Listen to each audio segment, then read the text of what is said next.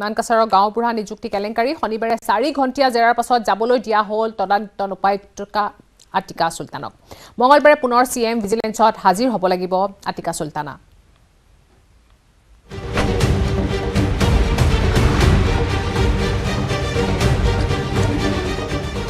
4 ঘণ্টা জেৰাৰ অন্তত যাব দিয়া হয় আইএএছ আতিকা সুলতানা মানকাছৰৰ গাঁওবুঢ়া নিযুক্তি কেলেংকাৰীত নাম সাঙুৰ খাইছিল আতিকা সুলতানাৰ শনিবাৰে সিএম ভিজিলেন্সলৈ তলব কৰা হৈছিল তদানীন্তন উপায়ুক্তগৰাকী পুনৰ মঙলবাৰে সিএম ভিজিলেন্সত হাজিৰ হ'ব লাগিব আতিকা সুলতানা মুখ্যমন্ত্ৰীৰ বিশেষ নিৰীক্ষণ কোষত মানকাছৰৰ গাঁওবুঢ়া নিযুক্তি সন্দৰ্ভত ভয়ংকৰ কেলেংকাৰী হোৱাৰ এক অভিযোগ দাখিল কৰিছিল অভিযোগ মতে 7 পৰা 12 লাখ টকাৰ বিনিময়ত গাঁওবুঢ়াৰ চাকৰি লাভ কৰিছিল একাংশই অভিযোগ মানে এফআইআৰত লিখিছিলে 7 পৰা 10 লাখ তেনেকে লিখা হৈছে এতিয়া টোটালটো মানে পোষ্ট আছিলে 94 টা তাৰেটো সবেটো তেনেকুৱা নহয় ডেফিনেটলি কিছুমানৰ মানে অভিযোগ যিজনে কৈছে তেওঁৰ অভিযোগ মতে মানে এফআইআৰ কমপ্লেইনেন্টৰ মতে কেইজনমানৰ নাম দিছে তেওঁলোকৰো খুদপুছ কৰি থকা হৈছে অভিযোগ মতে 2020 বৰ্ষত সংঘটিত এই ভয়ংকৰ কেলেংকাৰীৰ মাষ্টাৰ মাইণ্ড আছিল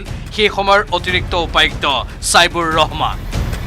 সাইবুৰ ৰহমানে প্ৰায় 74 গৰাকীকৈ প্ৰাৰ্থীক ধনৰ বিনিময়ত গাঁওবুঢ়াৰ চাকৰি প্ৰদান কৰাৰ ভয়ংকৰ অভিযোগ উত্থাপিত হৈছিল অভিযোগ মতে সাইবুৰক এই কামত সহযোগ কৰিছিল তদানীন্তন উপায়ুক্ত আতিকা সুলতানাই যাৰ বাবে শনিবাৰে মুখ্যমন্ত্ৰীৰ বিশেষ নিৰীক্ষণ কোষলৈ তলব কৰা হৈছিল তদানীন্তন উপায়ুক্ত আতিকা সুলতানা তেখেতক নোটিছ দিয়া হৈছিল 41A CRPC তেখেতে হাজিৰ হৈছিল পুৱা 11 বজাতেই মুখ্যমন্ত্ৰীৰ বিশেষ নিৰীক্ষণ কোষৰ কাৰ্যালয়ত আহি উপস্থিত হৈছিল তদানীন্তন উপায়ুক্ত আতিকা সুলতানা প্ৰায় 4 ঘণ্টা জোৰা জেৰাৰ অন্তত অৱশেষত মুখ্যমন্ত্ৰীৰ বিশেষ নিৰীক্ষণ কোষৰ কাৰ্যালয়ৰ পৰা ওলাই আতিকা সুলতানাৰ মন্তব্য গাঁওবুঢ়া নিযুক্তি কেলেংকাৰী সন্দৰ্ভত সহযোগিতা আগবঢ়াই আছো সিএম ভিজিলেন্সক মোৰ দিনত তেনে কোনো অভিযোগ উত্থাপিত হোৱা নাছিল মই মোৰ দিনত তাত মই থাকোতে কোনো মোক একো অভিযোগ দিয়া নাছিল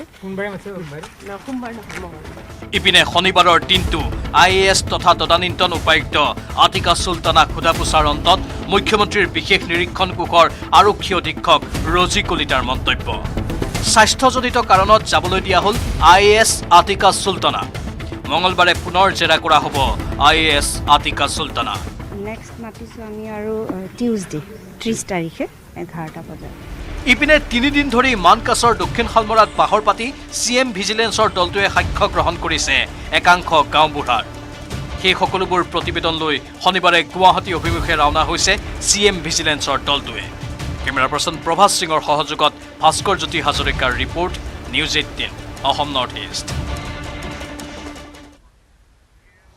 অৱশেষত সপোন বাস্তৱ হোৱাৰ দিশে মাজুলীবাসী ৰাইজৰ বহু প্ৰতীক্ষিত যোৰহাট মাজুলী সংযোগী দলং নিৰ্মাণৰ কাম আৰম্ভ হ'ব অতি শীঘ্ৰে ইতিমধ্যে যুদ্ধকালীন প্ৰস্তুতি দেখিবলৈ পোৱা গৈছে মাজুলীত এই সন্দৰ্ভত এক বিশেষ ৰিপৰ্ট অৱশেষত প্ৰতীক্ষাৰ অন্ত পৰিল মাজুলীবাসীৰ বাস্তৱ হ'ব যোৰহাট মাজুলী সংযোগী দলং বহু প্ৰত্যাশিত মাজুলী যোৰহাট সংযোগী দলং বাস্তৱত ৰূপায়ণ হোৱাৰ দিশে আগবাঢ়িছে দীৰ্ঘদিনীয়া অপেক্ষা আৰু অনিশ্চয়তা আঁতৰাই অহা 29 নৱেম্বৰত আনুষ্ঠানিকভাৱে শুভাৰম্ভণি কৰিব যোৰহাট মাজুলী সংযোগী দলঙৰ কাম মুখ্যমন্ত্ৰী হিমন্ত বিশ্ব শৰ্মাই খুঁটা পুতাৰ শুভাৰম্ভণি কৰিব 29 নৱেম্বৰত উৎফুল্লিত মাজুলীৰ ৰাইজ বাস্তৱত এখন দলং হ'ব মাজুলীৰ পৰা যোৰহাটলৈ এইটো এটা আমাৰ মাজুলীবাসীৰ এটা বৃহৎ প্ৰাপ্তি এই প্ৰাপ্তিত আজি প্ৰত্যেকজন মাজুলীবাসী ৰাইজ আনন্দিত হৈছে আহ্লাদিত হৈছে আৰু 29 তাৰিখে যি আমাৰ খুঁটা আৰম্ভ কৰিব মাননীয় মুখ্যমন্ত্ৰী মহোদয়ে মাজুলীৰ মানুহে সকলো কাম এৰি এই আঘোণমহীয়া পথাৰৰ দিনতো আহি ইয়াত সমবেত হৈ হৰ্ষোল্লাস আৰু জয়ধ্বনি কৰিবলৈ প্ৰস্তুত হৈ আছে 925 কোটি টকা ব্যয় সাপেক্ষে নিৰ্মাণ কৰিবলগীয়া যোৰহাট মাজুলী সংযোগী দলঙৰ কাম চলিত বৰ্ষৰ পৰাই আৰম্ভ হ'ব ইতিমধ্যে সমাপ্ত হৈছে দলংখনৰ পথ সংলগ্ন হ'বলগীয়া দিশ নক্সা আদিৰ যাৱতীয় ক্ষেত্ৰভিত্তিক অধ্যয়নৰ কাম 8 কিলোমিটাৰ দৈৰ্ঘ্যৰ দলংখনত থাকিব 65টা খুঁটা 10টাকৈ খুঁটা থাকিব ব্ৰহ্মপুত্ৰৰ বক্ষত যুদ্ধংদেহী পৰিস্থিতিৰে কাম চলিছে মাজুলীৰ দক্ষিণ পাট অঞ্চলত। প্ৰায় 50 বিঘা মাটি লিজত লৈ দলঙৰ যাৱতীয় সা সামগ্ৰী মজুত কৰাৰ লগতে যন্ত্ৰাংশসমূহ সাজু কৰিছে দায়িত্বপ্ৰাপ্ত প্ৰতিষ্ঠানে। মাজুলীত ফেৰী দুৰ্ঘটনা সংঘটিত হোৱাৰ পিছতেই উত্থাপন হৈছিল দলঙৰ প্ৰসংগ। ইতিপূৰ্বে কেইবাবাৰো প্ৰস্তাৱিত দলংখনৰ আধাৰশিলা স্থাপন হৈছিল যদিও নিৰ্মাণ কাৰ্যহে আগবঢ়া নাছিল। মুখ্যমন্ত্ৰীৰ প্ৰচেষ্টাক এতিয়া শলাগ লৈছে মাজুলীবাসীয়ে। মাজুলীৰ পৰা ভাস্কৰ জ্যোতি কটকীৰ report, news 18 Assam north east. Cherry blossom উৎসৱৰ মাজতে শ্বিলঙত সৃষ্টি হ'ল উত্তপ্ত পৰিস্থিতিৰ। উৎসৱৰ দিনা পলৰ জেএন ক্ৰীড়া কমপ্লেক্সত অনুষ্ঠিত হৈছিল মনোৰঞ্জন ধৰ্মী কাৰ্যসূচী। কিন্তু সন্ধিয়া 7 বজাৰ পাছত অনুষ্ঠানত আয়োজকে নিষিদ্ধ কৰে প্ৰৱেশ, আৰু ইয়াকে লৈ ক্ষুব্ধ হৈ পৰে একাংশ দৰ্শক। ক্ষুব্ধ লোকসকলে জেএন ক্ৰীড়া কমপ্লেক্সত প্ৰৱেশ কৰিব নোৱাৰাৰ ফলতে সৃষ্টি কৰে হুলস্থুলীয়া পৰিস্থিতিৰ। শ্বিলঙৰ চেৰী ব্লজম উৎসৱত অঘটন, আৰক্ষীৰে প্ৰচণ্ড সংঘাত একাংশ লোকৰ, নিমিষতে যুদ্ধক্ষেত্ৰত পৰিণত ফেষ্টিভেল। চেৰী ব্লজম উৎসৱৰ মাজতেই শ্বিলঙত সৃষ্টি হ'ল উত্তপ্ত পৰিস্থিতি। উৎসৱৰ দ্বিতীয় দিনা পলৰ জেএন ক্ৰীড়া কমপ্লেক্সত অনুষ্ঠিত হৈছিল মনোৰঞ্জন ধৰ্মী কাৰ্যসূচী। কিন্তু সন্ধিয়া 7 বজাৰ পাছত অনুষ্ঠানত আয়োজকে নিষিদ্ধ কৰে প্ৰৱেশ। ইয়াতে ক্ষুব্ধ হৈ পৰে একাংশ দৰ্শক। ক্ষুব্ধ লোকসকলে জেএন ক্ৰীড়া কমপ্লেক্সত প্ৰৱেশ কৰিব নোৱাৰাৰ ফলতেই সৃষ্টি কৰে হুলস্থুলীয়া পৰিস্থিতিৰ। তাৰ পাছতেই উৎসৱস্থলীত আৰম্ভ হয় ক্ষুব্ধ জনতাৰ ধ্বংসলীলা। ক্ষুব্ধ লোকে উৎসৱস্থলীৰ তোৰণকে ধৰি ভাঙি লণ্ডভণ্ড কৰে বিভিন্ন সামগ্ৰী। ক্ষুব্ধ একাংশ লোকে আৰক্ষীলৈ পটল আৰু শিলগুটি নিক্ষেপ কৰাত অধিক ভয়াৱহ হৈ পৰে পৰিস্থিতি নিয়ন্ত্ৰণৰ বাবে কন্দুৱা গেছ নিক্ষেপ কৰে আৰক্ষীয়ে। ঘটনা সন্দৰ্ভত ইতিমধ্যে আৰক্ষীয়ে আটক কৰিছে কেইবাজনো লোকক, কিন্তু আন্ধাৰৰ সুযোগ লৈ ইতিমধ্যেই পলাই সাৰিল কেইবাজনো লোক। Bureau report, news 18 Assam north east. ইফালে ইটোৰ পিছত সিটো বিতৰ্কত সোমাই পৰিছে মৰিগাঁও জিলা শিক্ষা বিভাগ। সমাজ বিজ্ঞানৰ প্ৰশ্নকাকত ফাদিল হোৱাৰ এদিন পিছতে পুনৰ ফাদিল হ'ল 10ম শ্ৰেণীৰ পৰীক্ষাৰ প্ৰশ্নকাকত। কোনে ধাৰাবাহিকভাৱে এনেদৰে ফাদিল কৰিছে প্ৰশ্নকাকত, নিমাত জিলা শিক্ষা বিষয়া। পুনৰ ফাদিল হ'ল ছমহীয়া পৰীক্ষাৰ 10ম মানৰ বিজ্ঞানৰ প্ৰশ্নকাকত। এনেদৰে চলিছে মৰিগাঁৱৰ শিক্ষা বিভাগ। কি হৈছে মৰিগাঁও জিলা শিক্ষা বিভাগত? ফাদিল হৈছে ইখনৰ পিছত সিখন প্ৰশ্নকাকত। সমাজ বিজ্ঞানৰ পিছত এইবাৰ বিজ্ঞানৰ প্ৰশ্নকাকত ফাদিল। ক'ত হেৰাল জিলা শিক্ষা বিষয়া? ছাত্ৰ ছাত্ৰীৰ ভৱিষ্যতক লৈ খেলা কৰিছে মৰিগাঁও জিলা শিক্ষা বিভাগে। এটা সপ্তাহতে ফাদিল হৈছে 2খনকৈ ছমহীয়া পৰীক্ষাৰ প্ৰশ্নকাকত। ছাত্ৰ ছাত্ৰীৰ ভৱিষ্যতক লৈ কোনে খেলিছে মৰিগাঁৱত? শনিবাৰে পুনৰ ফাদিল হ'ল 10ম শ্ৰেণীৰ বিজ্ঞানৰ প্ৰশ্নকাকত। বৃহস্পতিবাৰে ফাদিল হৈছিল 9ম আৰু 10ম শ্ৰেণীৰ ছমহীয়া পৰীক্ষাৰ সমাজ বিজ্ঞানৰ প্ৰশ্নকাকত। আৰু পিছত আজি পুনৰ ফাদিল হ'ল বিজ্ঞানৰ প্ৰশ্নকাকত। কোনে কেনেকৈ ফাদিল কৰিছে প্ৰশ্নকাকত? জড়িত আছে নেকি শিক্ষা বিভাগৰ কৰ্মচাৰী? এই ঘটনাই চিন্তাত পেলাইছে পৰীক্ষাৰ্থী তথা অভিভাৱকসকলক। ইতিমধ্যেই মৰিগাঁও উপায়ুক্তই পৰীক্ষা বাতিলৰ নিৰ্দেশ দিয়াৰ লগতে ঘোষণা কৰিছে দণ্ডাধীশ পৰ্যায়ৰ এক তদন্ত। গতিকে এতিয়া বেলেগ আৰু আমাৰ অন্য উপায় নাই, যিহেতু আমি এইখিনি পৰীক্ষা বাতিল কৰিবই লাগিব। সেইকাৰণে ইন্সপেক্টৰ স্কুলছক নিৰ্দেশ দিয়া হৈছে যে এইখিনি পৰীক্ষা বাতিল কৰিব লাগিব। সন্দেহ কৰা হৈছে মৰিগাঁৱৰ 2টা পৰীক্ষা কেন্দ্ৰৰ পৰা ফাদিল হৈছিল বিজ্ঞানৰ প্ৰশ্নকাকত। মৈৰাবাৰীৰ দলৈগাঁও পৰীক্ষা কেন্দ্ৰৰ পৰা প্ৰশ্নকাকত ফাদিলৰ সন্দেহ কৰা হৈছে যদিও এই পৰ্যন্ত সঠিককৈ ক'ব পৰা নাই শিক্ষা বিভাগ তথা মৰিগাঁও প্ৰশাসনে। ঘটনাৰ তদন্ত দাবী কৰিছে বিভিন্ন দল সংগঠনে। বিশিষ্ট পৰিৱেশৰ কাৰণে আচলতে বৰ্তমানৰ ৰাজ্যৰ শিক্ষা ব্যৱস্থাটোৱে আচলতে যথেষ্ট পিছ পৰি গৈছে। তেনে পৰিপ্ৰেক্ষিতত বাৰে প্ৰতি ছাত্ৰ ছাত্ৰী জীৱনক লৈ হেতালি খেলি থকা ঘটনাটো অতি দুৰ্ভাগ্যজনক আৰু গৰিহণাযোগ্য। সৌ সিদিনা আচলতে 9ম আৰু 10ম শ্ৰেণীৰ ছমহীয়া পৰীক্ষা আচলতে প্ৰশ্নকাকত ফাদিল হৈছে। আজি বিজ্ঞান বিষয়ৰ প্ৰশ্নকাকত ফাদিল হোৱা ঘটনাটো অতি দুৰ্ভাগ্যজনক আৰু মৰিগাঁও জিলা শিক্ষা ব্যৱস্থাটো যে অতি চৰম ব্যৰ্থতা, সেই কথাটো আজি স্পষ্টভাৱে তেওঁলোকে উদঙাই দিছে। মৰিগাঁও আৰক্ষী আৰু জিলা শিক্ষা বিভাগক অংগুষ্ঠ প্ৰদৰ্শন কৰি ইখনৰ পিছত সিখন প্ৰশ্নকাকত ফাদিল কৰা চক্ৰটোক গতি লগোৱাত ব্যৰ্থ হৈছে দুয়োটা বিভাগ। বাকী থকা পৰীক্ষাসমূহৰো প্ৰশ্নকাকত ফাদিল যে নহ'ব তাৰ বাবে কি ব্যৱস্থা গ্ৰহণ কৰিছে জিলা শিক্ষা বিভাগে? ইফালে প্ৰশ্নকাকত ফাদিল সন্দৰ্ভত নীৰৱতা অৱলম্বন কৰা মৰিগাঁও জিলা শিক্ষা বিষয়াগৰাকীয়ে গুৰুত্বপূৰ্ণ বিষয়টোৰ পৰা আঁতৰি মৰিগাঁৱৰ পৰা বাহিৰত থকা বুলিহে সাংবাদিকক জানিবলৈ দিছে। মৰিগাঁৱৰ পৰা পৱনজ্যোতি ডেকাৰ report, news 18 Assam north east. খবৰ আৰু আছে কিন্তু তাৰ আগতে লৈছো পুনৰ এটা বিৰতি। মই ব্যৱহাৰ কৰোঁ আটাইতকৈ সবল আৰু সতেজ cement Surya cement. Surya cement অটুট ঘৰ অটুট অসম।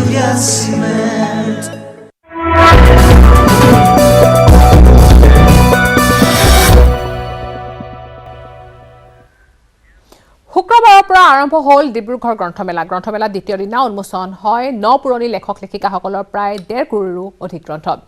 ডিব্ৰুগড় চৌকিডিঙি খেলপথাৰত অনুষ্ঠিত হৈছে দ্বাদশ ডিব্ৰুগড় গ্ৰন্থমেলা। ডিব্ৰুগড় গ্ৰন্থমেলাৰ দ্বিতীয়টো দিন ডিব্ৰুগড় চৌকিডিঙি খেলপথাৰত অনুষ্ঠিত হৈছে দ্বাদশ ডিব্ৰুগড় গ্ৰন্থমেলা। আৰু গ্ৰন্থমেলাৰ দ্বিতীয় দিনা উন্মোচন কৰা হয় প্ৰায় 20খন গ্ৰন্থ। শনিবাৰে গ্ৰন্থমেলাত অসম বিধানসভাৰ প্ৰাক্তন অধ্যক্ষ পৃথিৱী মাঝিৰ চিন্তা বিচিত্ৰা, গল্পকাৰ কৈৰিকা বৰুৱা আহমেদৰ বাঁহীৰ বাঁহীত বাজে আৰু অন্যান্য ৰচনা, লেখক অমৃত বৰুৱাৰ কেইবাখনো কিতাপ, লেঙেৰী কনিষ্ঠ মহাবিদ্যালয়ৰ অধ্যক্ষ তথা কবি সাহিত্যিক নীলকান্ত গগৈৰ আঙুন ইত্যাদি গ্ৰন্থ উন্মোচন কৰা হয়। দ্বিতীয় দিনাৰ গ্ৰন্থমেলাত পাঠকৰ ব্যাপক সঁহাৰি দেখিবলৈ পোৱা যায়। পুৱাই আমি দেখিছোঁ যে যথেষ্ট সংখ্যক গ্ৰন্থ আজি উন্মোচন হৈছে। গ্ৰন্থ উন্মোচনী 11 বজাৰ পৰা আছিলে আৰু 11 বজাৰ পৰা নিয়মীয়াভাৱে গ্ৰন্থ উন্মোচন হৈ আছে আৰু 20খনৰো অধিক হয়তো গ্ৰন্থ আজি উন্মোচন হৈছে। বিভিন্ন লেখক লেখিকা ইয়াত গল্প, কবিতা, সাহিত্য, নিবন্ধ ইত্যাদি গ্ৰন্থ প্ৰকাশ পাইছে। অসমৰ এটি আগশাৰীৰ সামাজিক সাংস্কৃতিক অনুষ্ঠান ডিব্ৰুগড়ৰ মিলনজ্যোতি সংঘৰ উদ্যোগত আৰু সদৌ অসম পুথি প্ৰকাশক আৰু বিক্ৰেতা সংস্থাৰ সহযোগত চৌকিডিঙি খেলপথাৰত অনুষ্ঠিত হৈ থকা দ্বাদশ ডিব্ৰুগড় গ্ৰন্থমেলাৰ দ্বিতীয় দিনৰ কাৰ্যসূচীত পুৰণি লেখক লেখিকাসকলে অংশগ্ৰহণ কৰে। ৰাজ্যখনৰ গ্ৰন্থ প্ৰকাশক আৰু বিপণীৰ লগতে দিল্লী, কলকাতাকে ধৰি প্ৰায় 4 কোটিৰো অধিক প্ৰকাশন প্ৰতিষ্ঠানে ইয়াত অংশগ্ৰহণ কৰে। ৰাইজৰ সেই গ্ৰন্থ নহ'লেতো মানুহ মৰি যাব। জোৰ কৰি হ'লেও এটা মই ঘৰে ঘৰে গৈ বিক্ৰী কৰিম। মই ৰৈ নাথাকোঁ বুক সেইকাৰণে, দুটকাৰ কাৰণে যাব লাগিব, মানে পঢ়িব লাগিব। যেনেকৈ আপোনালোকক সেইকাৰণে ভালকৈ প্ৰচাৰ দিয়ক এইবিলাক কথা, যাতে মানে যাতে পঢ়া শুনা কৰি ল'ৰা ছোৱালীসকলে অলপ ধন্য হ'ব পাৰে, অলপমান ভাল হ'ব পাৰে। নহ'লে সমাজখন ৰক্ষা নকৰিব নহয়। আপোনাৰ এনেই আপোনাৰ বাটে ঘাট কথা কৈ ফুৰিলেতো নহ'ব, নহয় জানো? আৰু নাটকতকৈ ডাঙৰ মাধ্যম কিন্তু কম আছে, কাৰণ আমি চিনেমা কৰিব নোৱাৰোঁ নহয়। চিনেমা কৰাৰ এটা সামৰ্থ্য নাই, আৰু চিনেমা কৰিলেও আজিকালি চব চিনেমা মানুহে নাচায়, মই দেখিলোঁ। ডিব্ৰুগড়ৰ পৰা Rishesswar Barua, news 18 Assam north east. মেৰাপানীত প্ৰহসনত পৰিণত হৈছে শক্তি বিভাগৰ সৌভাগ্য আঁচনি। 2 বছৰ পূৰ্বে স্থাপন হ'ল ট্ৰেন্সফৰ্মাৰ, পুতা গ'ল বিদ্যুতৰ খুঁটা, কিন্তু আজিলৈকে নপৰিল বিদ্যুতৰ পোহৰ। শক্তি বিভাগৰ কাণ্ডত এতিয়া হতচকিত হৈ পৰিছে নাৰায়ণপুৰ গাঁওবাসী। সৌভাগ্য নে দুৰ্ভাগ্য?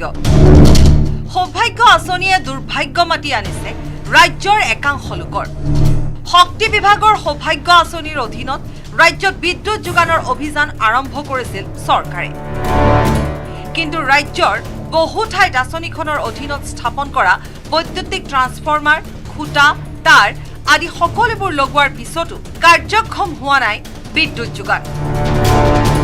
তাৰ বিপৰীতে কিন্তু হাজাৰ হাজাৰ টকাৰ দীঘলীয়া বিল ঘৰে ঘৰে দি গৈছে শক্তি বিভাগে। তাৰ এক জ্বলন্ত প্ৰমাণ হৈছে গোলাঘাট জিলাৰ মেৰাপানীৰ নাৰায়ণপুৰ গাঁও।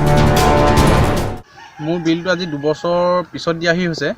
এইটো ট্ৰেন্সফৰ্মাৰ হেৰিয়াত দিয়া হৈছিলে, বিলটো ট্ৰেন্সফৰ্মাৰ লগতে দিছিলে। আজিলৈকে ট্ৰেন্সফৰ্মাৰটো কোনো কানেকশ্যন নাই, ঘৰটো কানেকশ্যন নাই। বিল 9,540 টকা পিছত বিল দিয়া হৈছে এতিয়া। মেৰাপানীৰ নাৰায়ণপুৰ গাঁৱত সৌভাগ্য আঁচনিৰ অধীনত 2 বছৰৰ পূৰ্বে 2টা বৈদ্যুতিক ট্ৰান্সফৰ্মাৰ স্থাপন কৰা হৈছিল, কিন্তু আজি কোপতি বিদ্যুতৰ পোহৰ নেদেখিলে গাঁওবাসীয়ে। বিভাগীয় ঠিকাদাৰে গাঁৱৰ প্ৰতিটো পৰিয়ালকে বৈদ্যুতিক মিটাৰ যোগান ধৰিলে যদিও বিদ্যুৎ সংযোগ কিন্তু নিদিলে।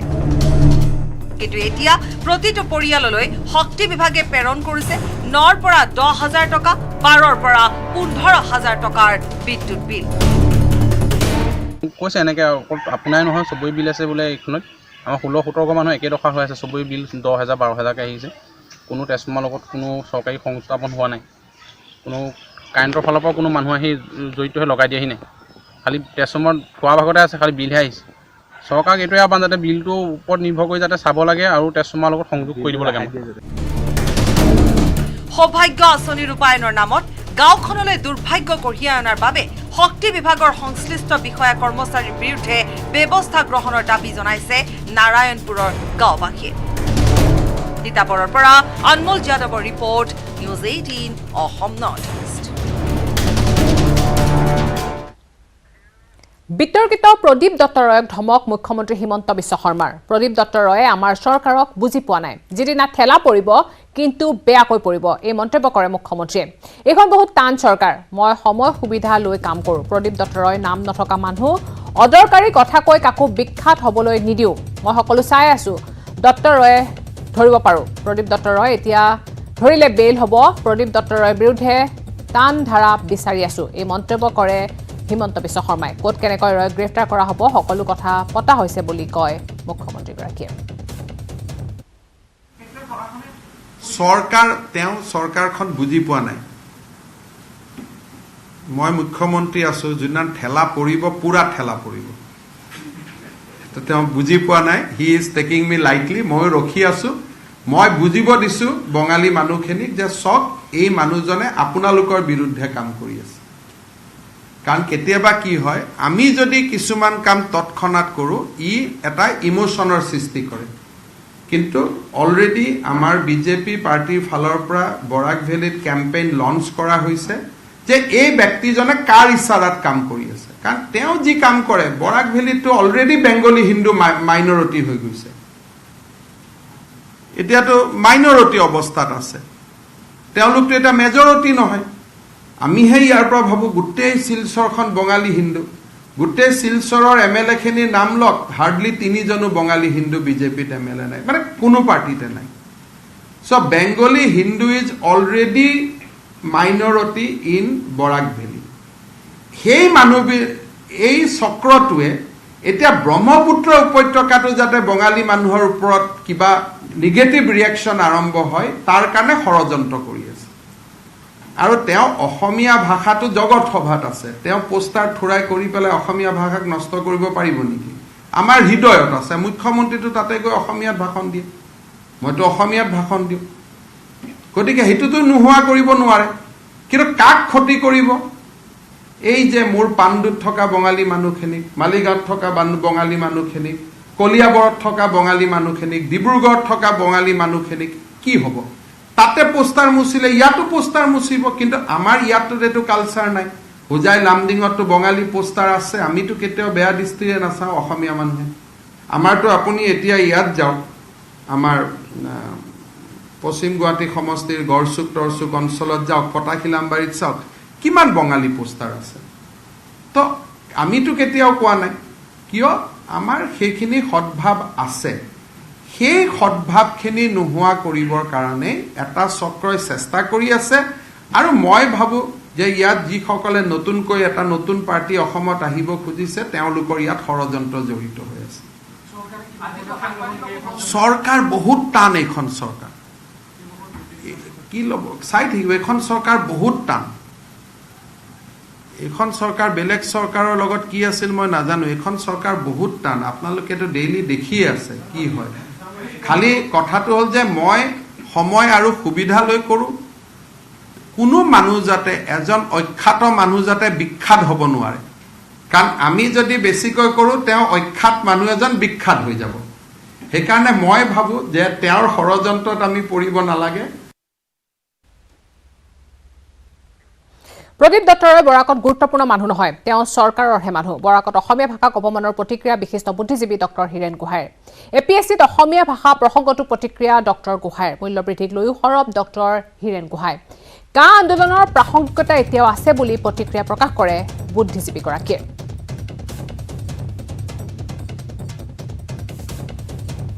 এই মুহূৰ্তত আমি দুটা সমস্যা লৈ খুব উদ্বিগ্ন হৈ পৰিছোঁ এটা হৈছে APSCৰ পৰীক্ষাৰ পৰা অসমীয়া প্ৰশ্ন কাকত বাদ দিয়া ইমান দিনে চলি আছিল এখন মানে প্ৰশ্ন কাকত হঠাৎ নোহোৱা কৰি দিয়া হ'ল কোৱা হ'ল যে এইখনৰ কোনো প্ৰয়োজন নাই যদি প্ৰয়োজন নায়েই ভাৰতৰ বহুকেইখন ৰাজ্যত সেই ৰাজ্যৰ ভাষা যিটো সেই ভাষাৰ প্ৰশ্ন কাকত কিয় আছে ইয়াৰ পৰা হয়তো স্থানীয় বা ৰাজ্যিক জনগোষ্ঠীটোৰ কিবা এটা উপকাৰ হয় আৰু সেইটো সকলো ৰাজ্যৰ ক্ষেত্ৰত যদি হয় অসমৰ ক্ষেত্ৰত হোৱাটো আপত্তি কি আৰু ইয়াৰ লগে লগে সময় হৈছে এতিয়া বাতৰিৰ পৰা বিদায় লোৱাৰ নমস্কাৰ আটাইতকৈ সবল আৰু সতেজ চিমেণ্ট